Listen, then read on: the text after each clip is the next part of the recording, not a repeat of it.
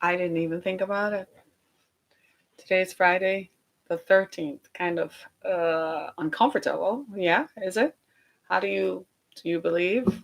It's Friday the 13th, so we're gonna keep the spirit of positivity and encourage the spirit of positivity to flow 1 minute as we until go live. showtime. I'm waiting to join my other podcast platforms.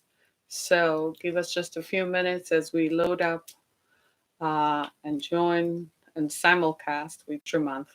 I am hoping that I obtain your participation as you continue to join us and stay for broadcast. We have valuable information to share on issues impacting women worldwide. I have like about 4 pages of notes. I can't believe I wrote these many notes as I read this Your show will article. go live in 5 seconds. I just didn't 4, want to miss 3, anything. 2, 1. Hey, everybody. Thank you so much. Uh, Thanks so much for joining us. This is Harriet Kamek with Down to Earth, the show in which we talk about the issues that matter. Today is Friday, March 13th, 2020. I think it's important to take a note of that for our digital audience as we capture this information and capture this broadcast today that will later be shared on other platforms. We currently broadcast live on Blog Talk Radio, and of course, if you're viewing this through YouTube and Twitter, and we also broadcast later on, you can download any of the podcast apps, any podcast apps that you're familiar with. Apple, Google, Spreaker, Breaker, over at last count 25 podcast platforms. So at any time, you can share this message. And based on the content of today's message, I'm just going to give you a heads up right now. It is going to make you uncomfortable. It is going to make you surprised, and it is going to make you want to do something. I need that to happen and for you to be inspired to do something about the topic we're going to talk about. It is hard for us to say that we don't know a woman because you and I exist because of a woman. A woman carried us in her body and gave birth. Whether she gave birth surgically through C section or she gave birth naturally or vaginally, a woman carried us in her body. In some cases, a woman nursed us through her body by her breasts, or she held us in her arms and fed us. That woman could be your biological mother, or that woman could be someone who loved you enough to raise you. It doesn't matter. The fact is that women are contributing members of our society. Further out, some of us were taught by women. So we had our first teacher was a woman. Some of us were raised by women. And so as we look around in our society today, and as we look around the world and see what is happening with women, not just here in the US, but women across the globe, we begin to wonder how women are treated in this 21st century. This is the 21st century after all. So we expect that by now there are some attitudes towards women that would have changed. There are some situations where by now it's not just a woman's right thing, but it's more of a human right thing. I believe a famous woman named Hillary Clinton said, "Women's rights are human rights." And I never thought that I would adopt that saying until I saw how evocative it speaks to the fact that women have rights, and for some reason, we're the group of people who are denied the most. I was watching a Law and Order episode a few weeks ago. I think it was last Saturday. I'm not self quarantined. I don't believe I will need to be. But it was Saturday morning and I woke up early and I was watching a Law and Order, kind of one of their older episodes. And in this episode, a young woman who is Muslim in New York City was raped. And for some reason, she did not want to call her rapist. So she pointed the finger at someone else, right? Because of, power and so on. But what I got out of it was the attitudes of her parents. She's Muslim, so she's traditional, from a traditional Muslim practicing country. And what alarmed me was this young woman had no body autonomy. She had no autonomy over her body. She was raped, and the family's honor and standing in the community was based on her vagina.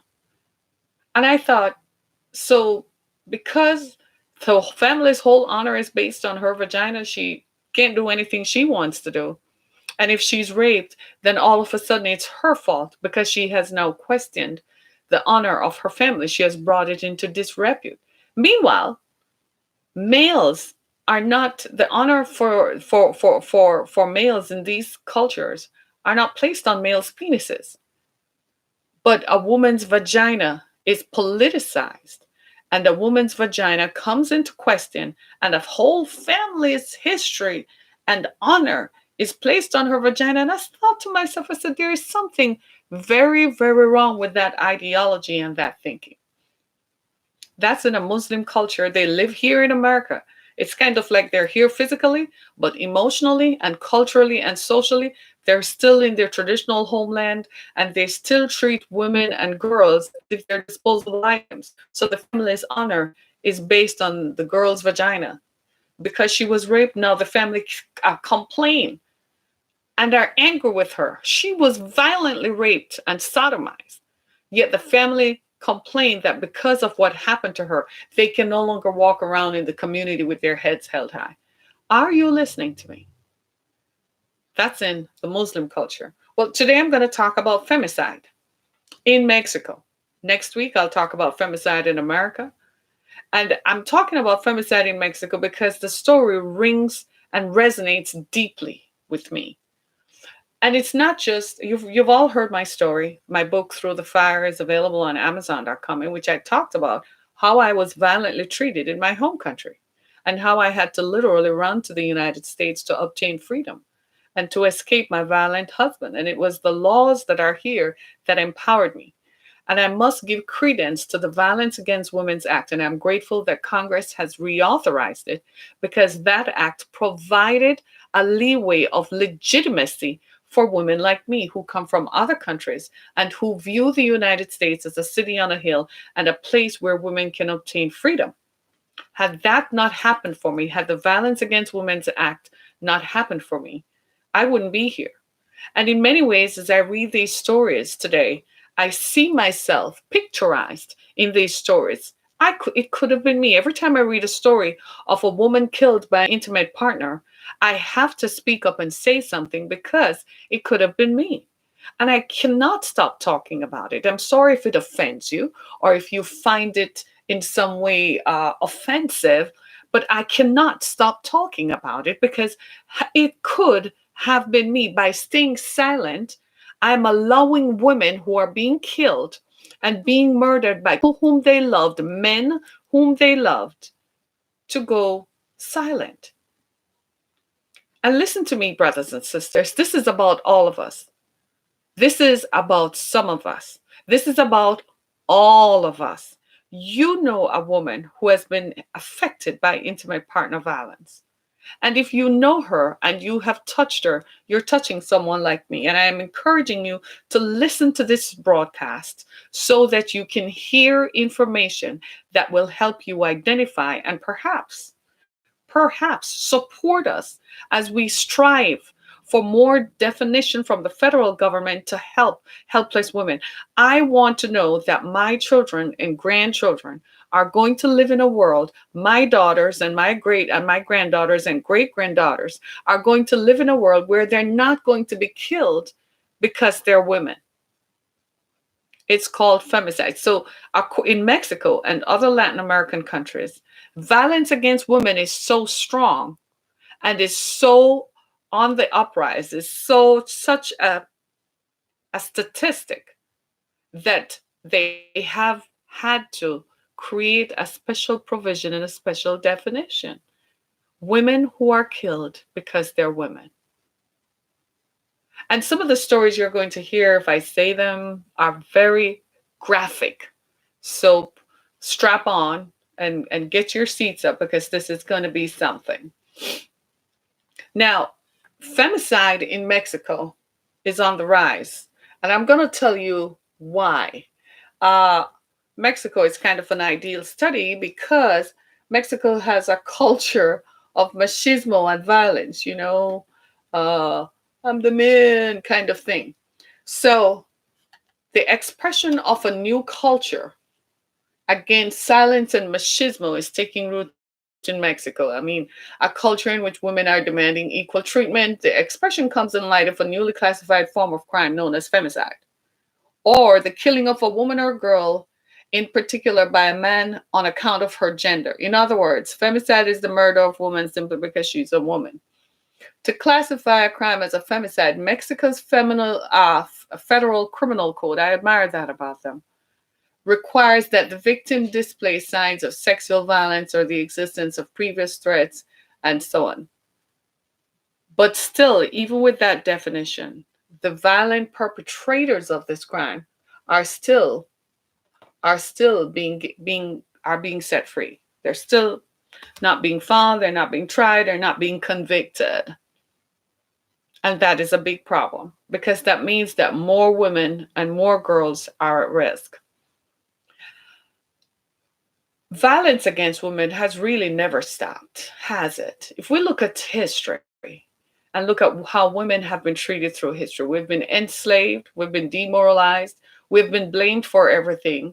We had sex with men consensually, and they still made us walk through the streets with a big A on our chest. But the man whom we had sex with, he got away with murder. And in a lot of ways, I can see why women are getting fed up with how we're treated by men, and especially, you ready for this? Law enforcement.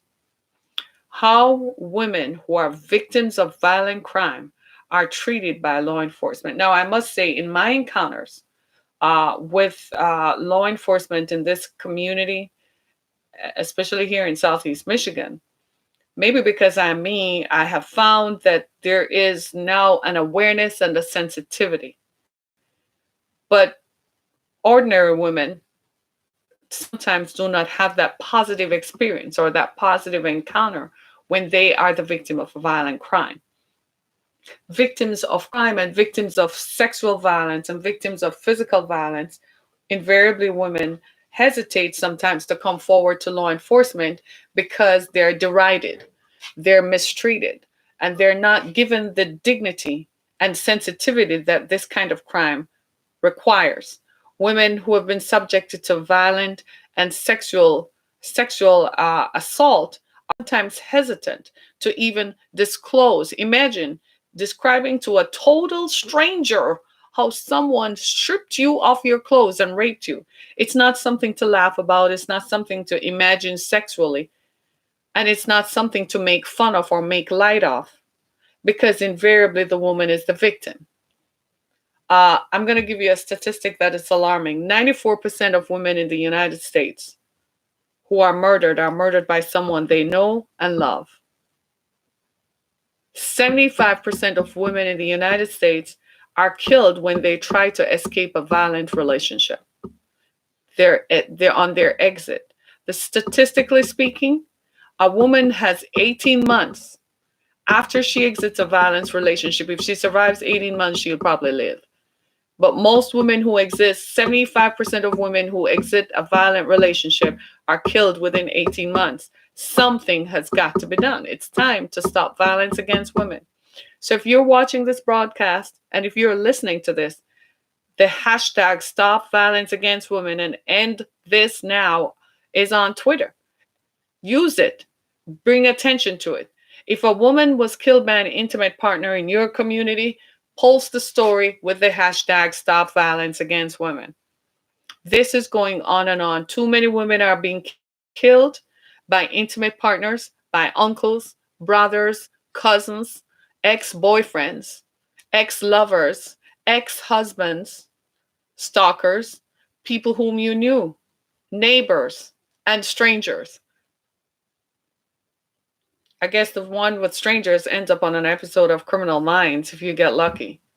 So what is femicide in Mexico and how did that start? Well, they describe it as the Mexican feminist spring, because on Valentine's Day in Mexico this past year in 2020, women staged a shutdown. On the next day, February 15th, 20 million women reportedly stayed home and struck, saying, all right, well, let's see what you do without women. It was called a day without women, un día sin mujeres, a day without women. Millions of Mexican women stayed home on February 15th, and on the 14th, women marched in Tijuana, Mexico, right across the border. Women staged a march because so many women had been killed. And the women in these movements say that this is their last resort to obtain justice for the women who are killed, and more importantly, to create such a heightened sense of awareness that it prevents other women from being killed. No, let's just think about that for a second. How does it prevent other women from being killed? Well, if other perpetrators see that if you kill your girlfriend or your ex-girlfriend, you're mad that she left you, and then go and have a new boyfriend, if you're mad that she left you, and you see that if you think you're machismo enough and you're man enough, and I love you but I don't hate you. Love does not hurt, number one. So if you think you're man enough and you kill a woman, then you will realize that you're going to be tried and convicted and sent to prison. If that continues to happen, it could stem the tide. And then there are other factors too. I mean, like people knowing that their sons and cousins and uncles do kill women and beat up women, but no, but you all are not saying anything. You're not telling them to stop. They just continue to do it with impunity and get away with it. And then, of course, a police officer shows up and without sensitivity makes fun of the victim's plight. I'm going to tell you a couple of stories that happened in Mexico. A 15-year-old girl who was marching in this feminist spring movement she became a part of the movement at 15 because her mother was murdered in front of her and her 4-year-old baby brother. Her mother was 33 and was stalked and killed by her ex-boyfriend, the ex-husband. Hello. Femicide in Mexico is a worsening crime.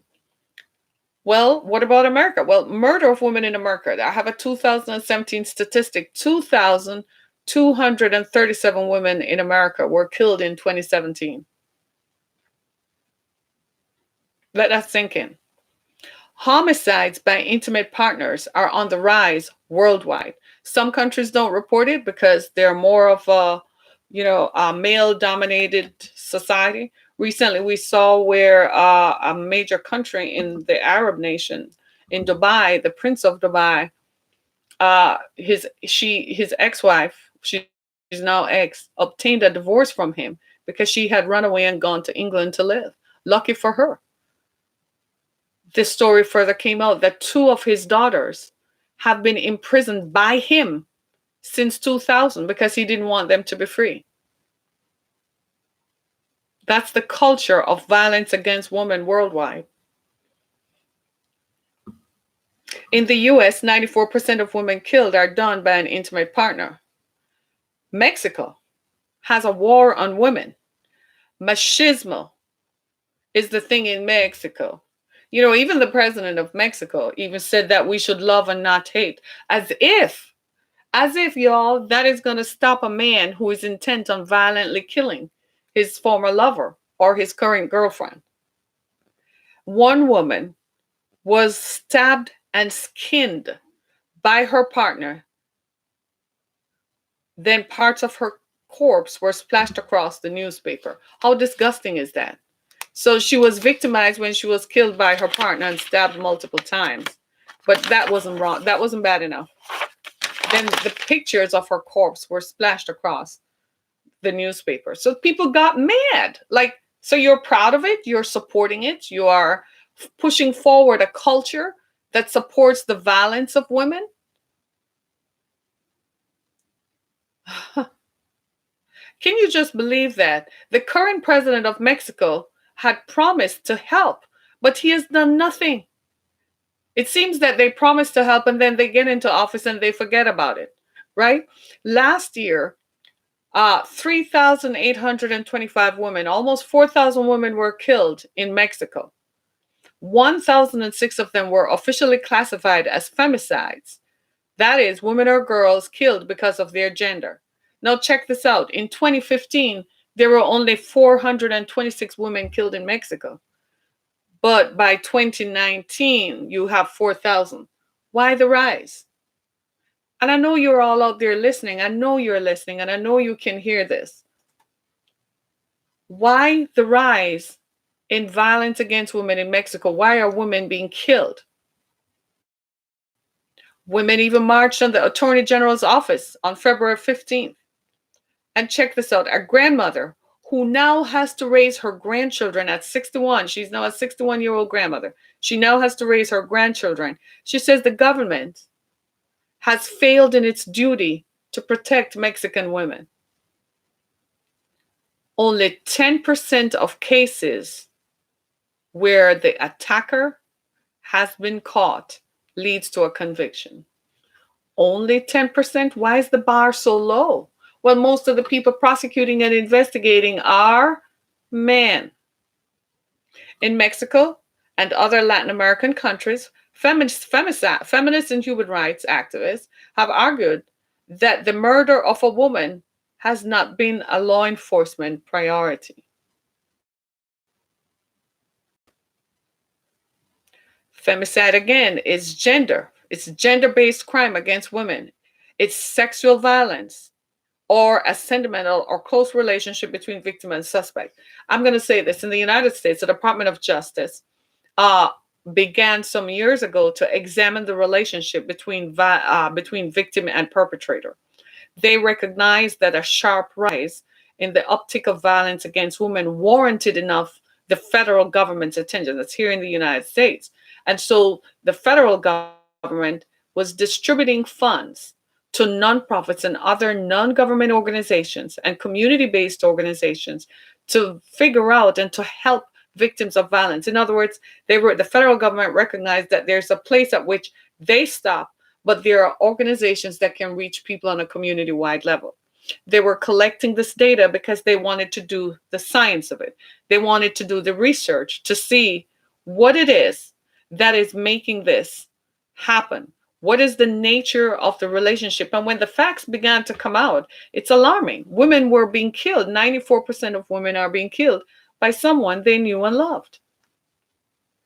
75% of women being killed when they exit a violent relationship within 18 months. And sometimes you begin to wonder why the statistics are so high or why you don't see much of it. Sometimes some of the offenders are law enforcement personnel themselves. Most women who are married to police officers, when they get beaten up, they know better than to go report that. They quietly try to leave. And if they're successful at leaving, they're lucky. Sometimes they lose their lives. There's one case I remember that happened in New Jersey a few years ago that was quite alarming. She was out of there 10 months and he was dragging the case through the courts. Wouldn't agree to the divorce, wouldn't agree to custody. You know how that is, dragging and dragging it. And he chased her through town one day. And when she crashed because her car lost control, the former police, he was still a police officer, jumped out of the car and shot her multiple times.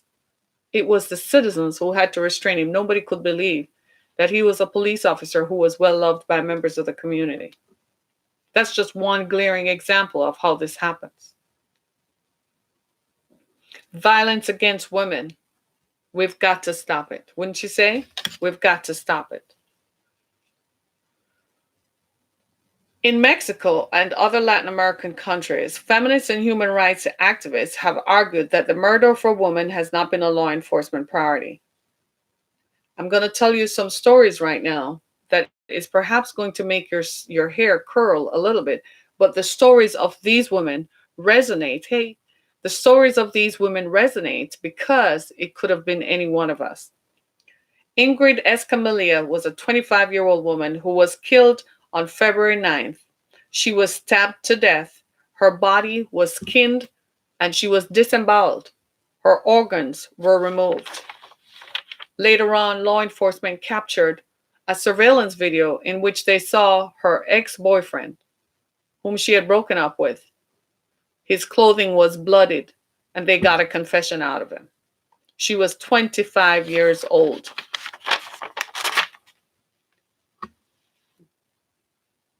In Mexico, 1 in 10 cases result in a conviction. Most women attackers remain free And the Mexican government has not done much about it. Well, to be fair, the current president is not responsible for what has been happening to women in Mexico. If you look at the numbers, if there were 425 women murdered in 2015, by scale alone, that should have told us that that number was more likely to increase than decrease, right? So this didn't begin with the current president. He was elected, he was very popular, and he was elected because he assured women that he would do something about the violence that was happening to them. But nothing has been done. So I want to read to you why Mexico and certain Latin American countries have adopted the standard definition of what is considered femicide. Here in the United States, uh, the federal government has not adopted a definition of femicide. What the federal government does is track domestic violence killings. They track domestic violence and the killings of women. And it is often referred to as intimate partner violence. And that number is tracked based on law enforcement reporting, right? Now, here's what Latin American countries have come up with as a definition of femicide: murder of a woman because she's a woman, sexual violence, existence of previous threats, here we call it stalking, evidence of harassment, stalking, history of violent episodes, domestic violence typically, deprivation of a victim's freedom, and forced exposure of a person's body in a public place. We got to think about that, right? So this is the standardized definition by people in law in Latin America and Mexico. We need such a thing here in the US, don't you think? And the thing is, in Mexico, they say the numbers are low because the standardized definition had not been adopted. If they were to review previous cases, then the standard would be higher, just like here in the US. The more information we know, the more we know is the more we're able to track the numbers and see where stuff is happening and who it is happening to and why. But the fact of the matter is that the whole world seems to have a violent culture when it comes to the treatment of women. Mexico is one of them. Mexico has a problem with violence. In fact, in Mexico, 40,299 people were killed in 2018. I'm sorry. 40,000 people were killed in Mexico in 2018. That's too high. Imagine if that were to happen here in the US, it would be a mutiny. It could not happen. So Mexico does have a problem with violence. And it becomes more evident when it happens to women. Now, one of the proposals that they feel will mitigate this crisis and in Mexico is the proposal of the creation of a special prosecutor's office that would specialize in crimes against women. That would be nice. Here in the US, I think in most police departments, they have a sex crimes unit, or they call it a special victims unit, sex crimes unit that focuses on sex crimes, because typically sex crimes happen to women. Some men are raped, right? But men rarely come forward to disclose that. So typically it's women and girls. So there's the sex crimes unit, and their job really is to focus on the investigation that hopefully will lead to the prosecution of perpetrators who commit these violent acts against women and girls. And to be honest with you, this happens with impunity right across the board, right? In fact, I was looking at one number that said in 1976, there were 3,000 murders against women. And they attributed it to the fact that in 1976, there were more women who were married, right? Right. And so in today's world, women are marrying later, and women oftentimes don't get married at all, right? And because they're marrying later and they're able today to run away from violent relationships. In 1976, it was harder because you were married. The laws hadn't been changed. You had to stay married. You couldn't get a divorce. They believed the man anyway. Times have changed, right? So now women are able to get away, go to shelters, and start all over again. I'm one of those women who had to start all over again. I had to start literally from scratch. I was very blessed that I had family who lived in a whole other city, who lived in Detroit. I lived in Orlando, Florida when this began, when it reached a peak. It started in my home country of Jamaica. I had to run like the wings of an eagle to come to Miami, to come to the United States, to escape a violent, abusive marriage from which I could see no end. Looking back on it now, I am so glad I had the means to run.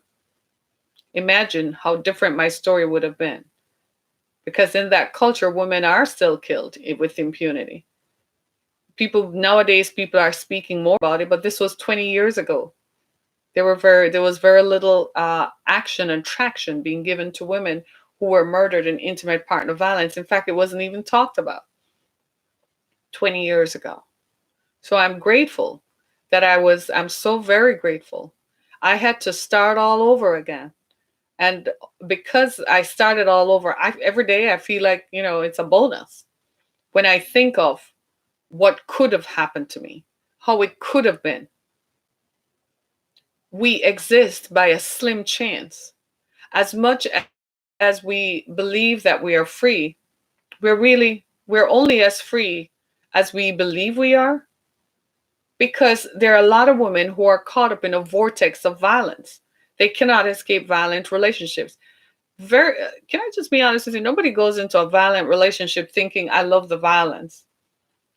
The perpetrator, the guy, always makes you feel like though he's violent, it's not directed at you initially. It's not directed at you. It's over time that it is revealed that his violence is about you, because it is about him wanting to retain power and control. And inevitably, retaining power and control extends to the people around him, especially women. For some reason, men who have an inclination to be violent towards women are hell bent on pursuing power and control over women. I don't know why. The psychology of it escapes me, but it's something that they pursue. Killing a woman is the ultimate form of power that this man feels. You ever hear them say, if I can't have you, no one else can? You better believe when somebody says that. When they tell you that if I can't have you, no one else will, they mean it. Run for your life. Right? And if you get a chance to get away, stay away. Don't go back, because they don't change. The nature of them is that they want power and control. Violence against women is about power and control. Femicide is about power and control. It's about a person who is inevitably male, who chooses and who wants to retain power and control over his female counterpart. She's a lover. She's the mother of his children. Doesn't matter. She's an ex-girlfriend. Doesn't matter that she doesn't want him anymore. No, the fact that he wants her is all the more reason for him to kill her. Beating her up is a form of power and control. That's a demonstration of his power and control. He's driving fear into her. Making sure she's killed and disemboweled means that he now has ultimate power. He skins her. That is, he's removing her identity to make sure she no longer exists. Such is the violence that is in his heart and in his mind. Violent men who are violent towards women didn't always start out violent. They started out as Casanovas. They started out as Romeos, wanting to love, and they display love. This is why maybe the president of Mexico, maybe he's not violent, who says we can do more with love than we can with hate. He does not, he misses the dynamic and he misses the psychology behind it. And it's not up to the victim, or not, neither is it the responsibility of the victim to dissect what her lover does. All she needs to do is to get away, if she can. Sometimes women move to a whole other city, start a whole new life, start a new job, right? Get a new apartment. And here comes Mr. Man, still intent on killing her, because ultimately his goal is to power her, overpower her, and control her. If I can't have you, no one else will. I remember my ex-husband used to tell me when I had to go to work, he would call me on my way to work. He would call me when I arrived. He would call me at break time. He would call me at lunchtime. He would call me at 3 o'clock. He would call me on my way home. Would call me when I. It was unbelievable. It was relentless. He was trying to retain control because he thought that going to work meant that he has no control. It's one of the things that in 1976 the numbers were high is because women were controlled by the men in their lives. They couldn't go to work if the expectation was if your husband says you can't go to work, you can't. And in a lot of environments, even today, women are still told that. We still have to toe the line. We have very little autonomy.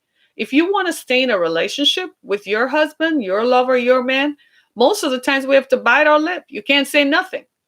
If you say anything, you're mistreated. They raise their voices. They tell you can't do this, or they try to control the relationship by how often they see you. If ladies and gentlemen, I'm just going to tell you right now, if you're in a relationship with a man and he's so intent on controlling you, you need to watch out. The first thing is, if he's going to control how often you see him, that is a relationship that is not going anywhere.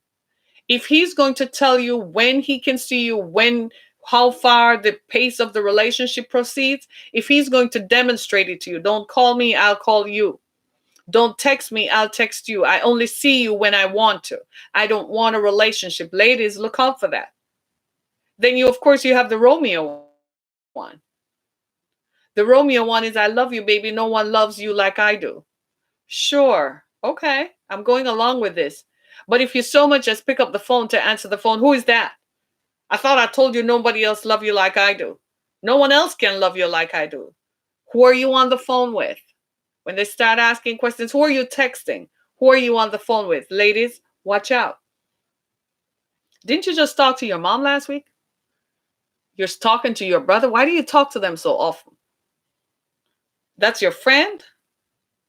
He's your friend? Since when a man is friend with a woman? A man is not just friends with a woman. He wants to creep up on you, doesn't he? Or, where are you going? Why are you wearing that? It shows too much of you. Why are you wearing makeup? Why are you going to get your hair done? And you wonder why today, alarmingly, more women are single and choose to be single because we can't stand this BS. And we know by history of watching our mothers and grandmothers and aunts and cousins go through these violent episodes, we have now learned that the minute they start putting some boundaries and borders on you, it's time for you to run for your life. So most women are like, you know what? I'd love to be in a relationship with a guy, but I can't find the right man. I can't find a man. What she's saying is, I can't find a man who fits, and I can't find a man whom I don't suspect is going to be violent towards me. She's not going to say that out loud. She'll tell you, yeah, I went out with him and so on, but I didn't like the way he started questioning me and asking me about my movements. And he wanted to ask me, where do I go? What do I wear? She's not going to say that because that is what? Hurtful and disappointing. You go out with someone on a date and you meet them and you are like, oh my God, pray to the Lord God Almighty. This is the one. I don't have to go through this again. And before the date is over, he wants, he's already following you on Instagram, but no, he wants your mother's phone number, wants your address. Ladies, we need to do a really good job of looking at people, right? You need to screen people. And for the love of God, please do not enter into a long-term relationship within 2 or 3 months.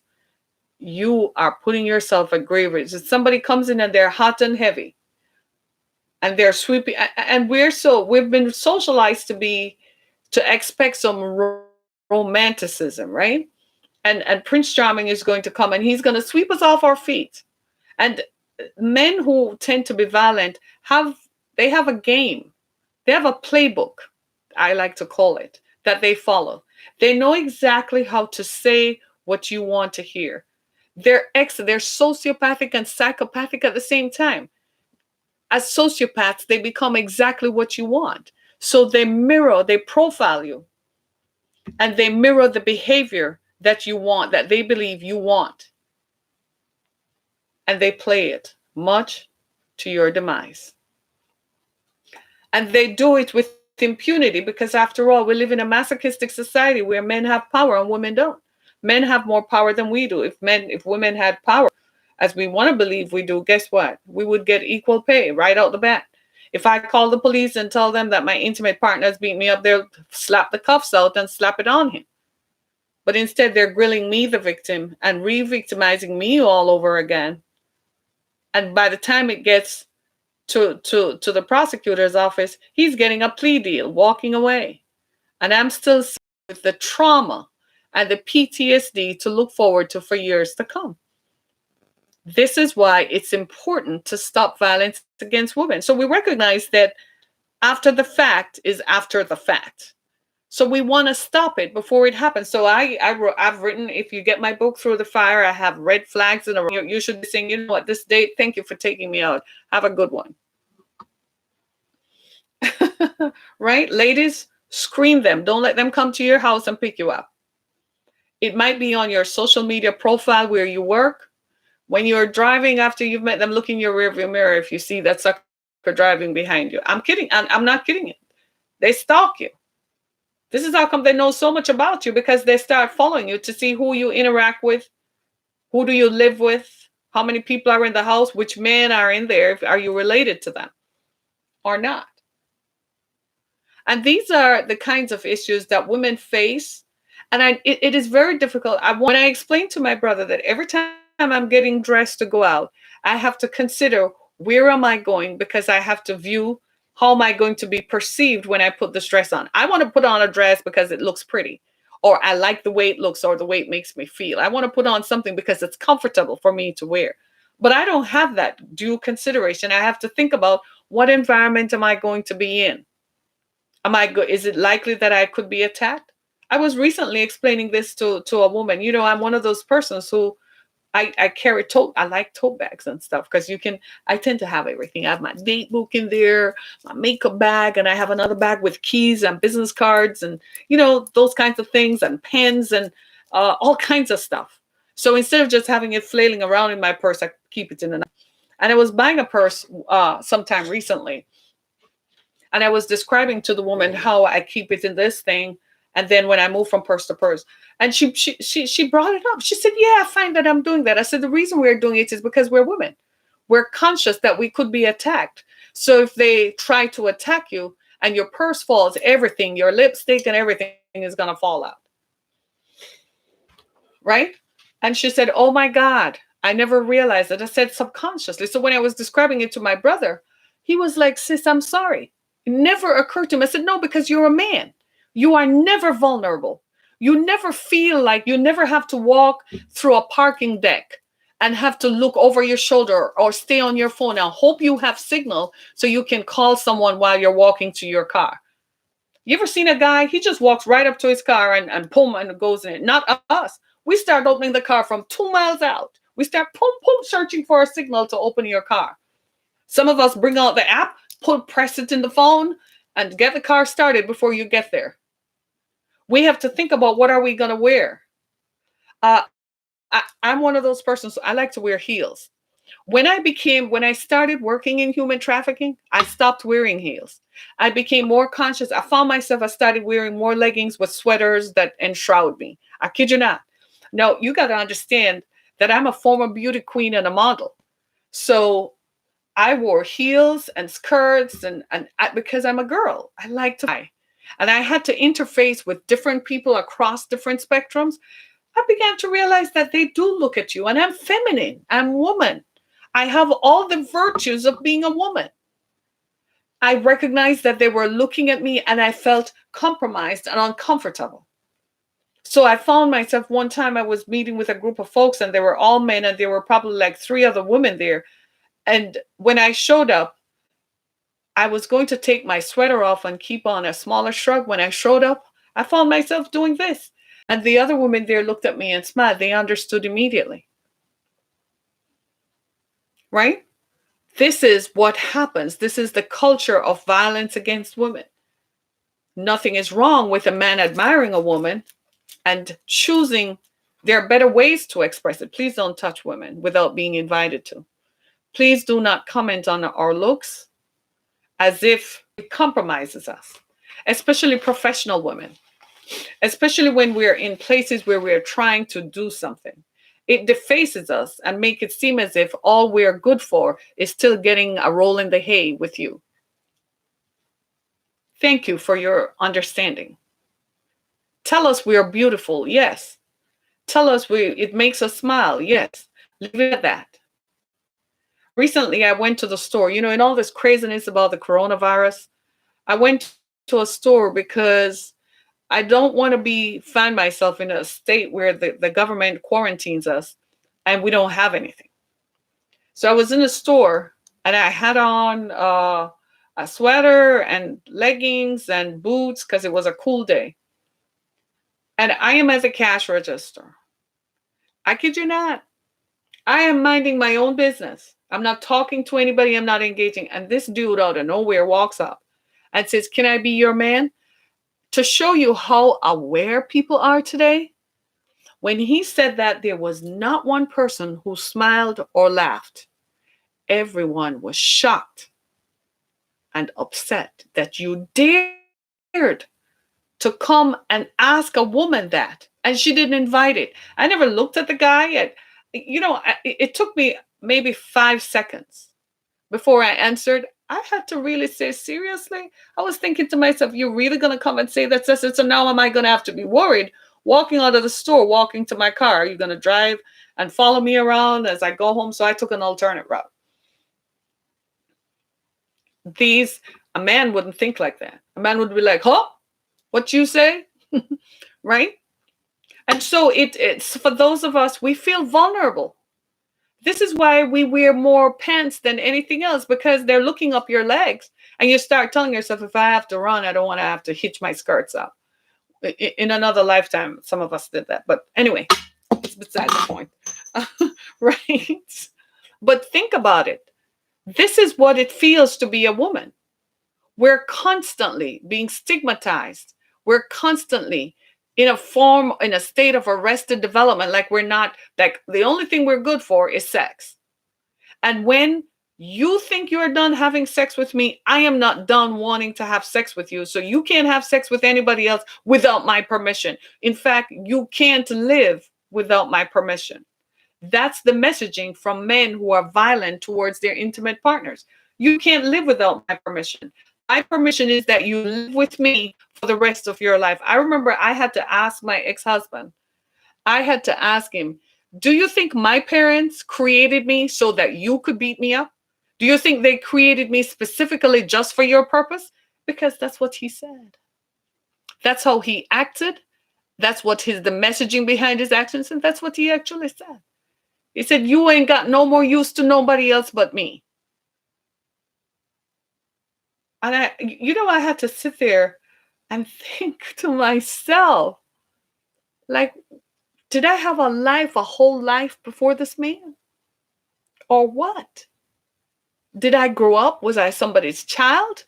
Did somebody love me? Did somebody take care of me? And they took care of me so that this man could treat me like this?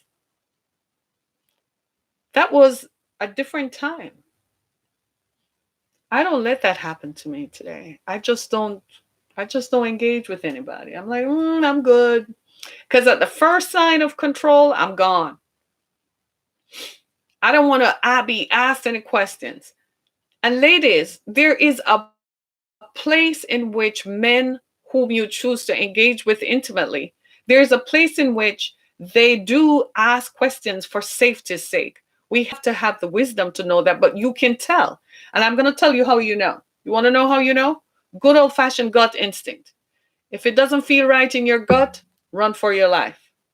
There's a place in which you go out on a date with a guy and he says, let me walk you to your car. And you feel comfortable. But there's a place in which him walking you to your car make you feel like, I don't want to know what kind of car I drive. I don't want him to know where I parked. I probably don't feel it. Follow your gut instinct. It is never wrong. Your intuition will save you a lot more than what surveillance cameras will do. Ladies, keep your addresses private. This is why don't give out your information to people, even on your social media pages. As far as anybody is concerned, I live in Detroit, Michigan. Boom, that's it. Go find me. Do you see what I'm saying? Don't give out your address. I see people all the time. One of the things that we do is we check in frequently. Stop the checking in. You go to this place, you check in. You go to yoga, you check in. You go to have coffee, you check in. You go to eat dinner, you check in. Ladies, stop it. You don't know who is watching you. And some of these people have nefarious intentions. They want to overcome your will and your power of your own choice, your election of choice. And we've got to watch that. This stuff, I feel deep within me that until there are more women in positions of power, femicide and violence against women is going to rampant. Right now in the country, we have a few governors who are women. Here in Michigan, we seem to like women governors. This is our second go round. Shout out to her, right? We need more women in power. We need more women as prosecutors, more women as chiefs of police, because in the end, we're going to be treated as the victim and with equanimity, as opposed to being sidelined. And like you see women where women are violently murdered, don't get a conviction. Next week, I'm going to talk about what happens here in America, right?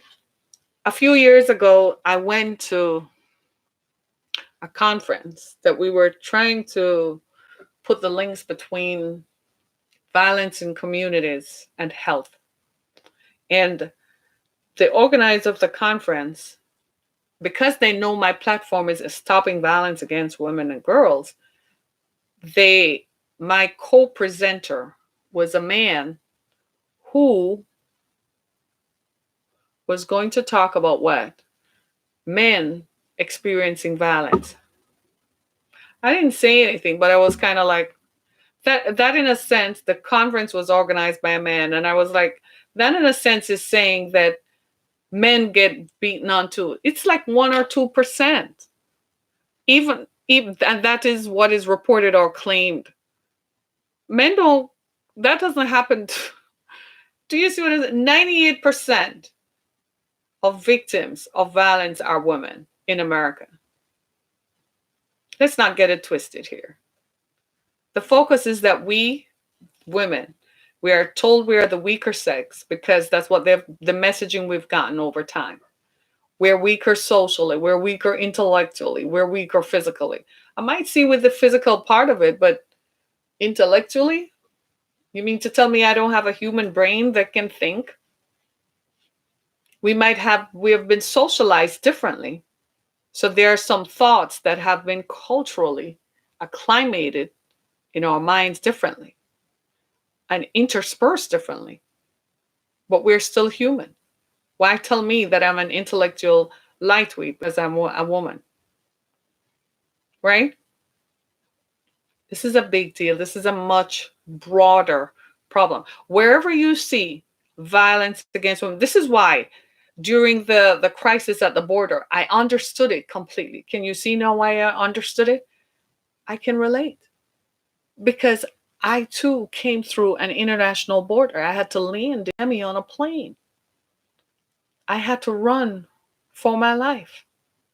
When the violence began happening and escalated in 1994 or 95, someone told me, you need to get out of here. My family and friends said you need to go to the US. That's the only way you're going to escape this violence. I had to run and leave everything behind and start all over again because life and limb and life is too precious. Had I not done that, I would not be here today. I will continue to advocate for women's rights and to stop violence against women. I will continue to advocate for the reauthorizing of the Violence Against Women Act. That's what helped and empowered me. That's what aided me to escape the violence that I experienced in my own home by a man who said that he loved me, but who sought to control my movements. And when His words were not enough. He used his fists. He used his hands. He used his feet. However he could do it, dragging me across the floor by my hair, slapping my face, right? Telling me I can't eat. Don't eat anything today. Did I tell you you could eat? You live because I tell you, turn the TV off. I didn't tell you you could turn the TV on. The only thing he didn't stop me from doing was probably going to the bathroom. He used to stand outside the bathroom to make sure I wasn't in the bathroom doing anything else but what people go in the bathroom to do. I kid you not.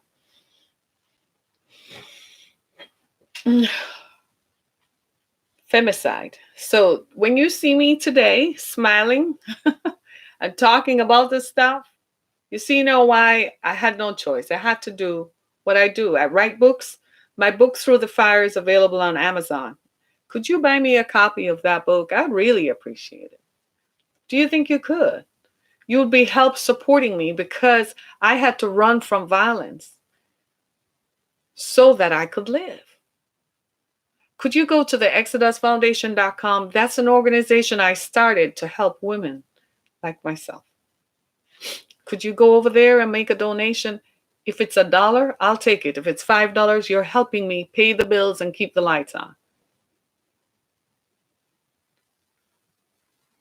And support this podcast because it's liberating, not just for me, but for millions of women whom I probably will never meet, whom I probably will never have the pleasure of sitting in front of.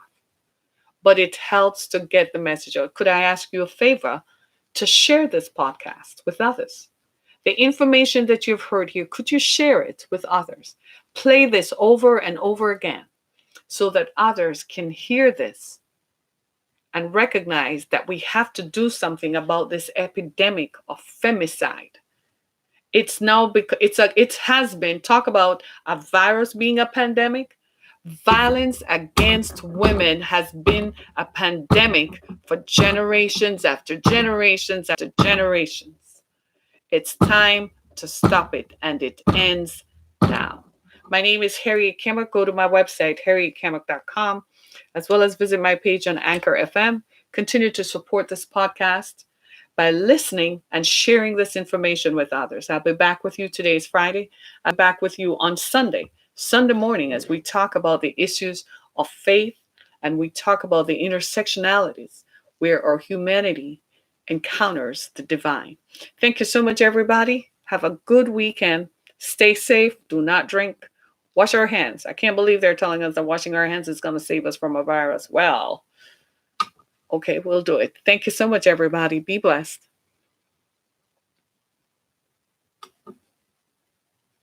Thanks, everybody. Have a good weekend. Thank you.